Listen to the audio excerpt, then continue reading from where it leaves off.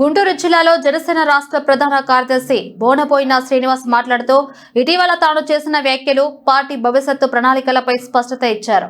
కార్తీక వన సమారాధన సమావేశంలో తాను మాట్లాడిన మాటల్లో చిన్న పొరపాటు జరిగిందని అంగీకరించారు. తన వివరణ ప్రకారం తనకు వచ్చిన ఓట్లలో యాదవులు కూడా ఉన్నారని చెప్పాలనేదే తన అసలు ఉద్దేశమని, తన వ్యాఖ్యలపై తప్పుడు ప్రచారం చేస్తూ ఉన్నారని ఖండించారు.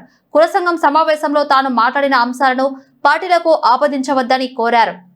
విశాఖపట్నంలో యాదవ్ భవనం కోసం స్థలం కేటాయించినందుకు ప్రభుత్వం, ముఖ్యమంత్రి, డిప్యూటీ సీఎం, మంత్రులకు కృతజ్ఞతలు తెలిపారు. వచ్చే స్థానిక ఎన్నికలకు జనసేనను సిద్ధం చేస్తున్నామని తెలిపారు. కృషి చేసినందుకు పార్సారథి గారికి, మిగతా యాదవ్ సంఘంలో ఉన్నటువంటి యాదవ కులస్తులుగా ఉన్నటువంటి ఎమ్మెల్యేలందరికీ, మంత్రులకి ముందుగా కృతజ్ఞతలు తెలియజేసుకుంటూ, అట్లానే గత వారం అఖిల భారత యాదవ సంఘం ఆధ్వర్యంలో కార్తీక వన సమారాధన కార్యక్రమంలో పాల్గొనడం జరిగింది.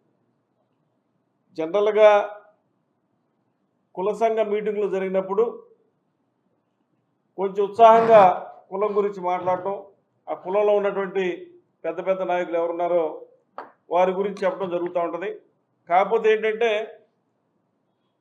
నేను జనసేన పార్టీలో సభ్యుడిగా ఉంటూ, జనసేన పార్టీ నాయకుడిగా ఉంటూ,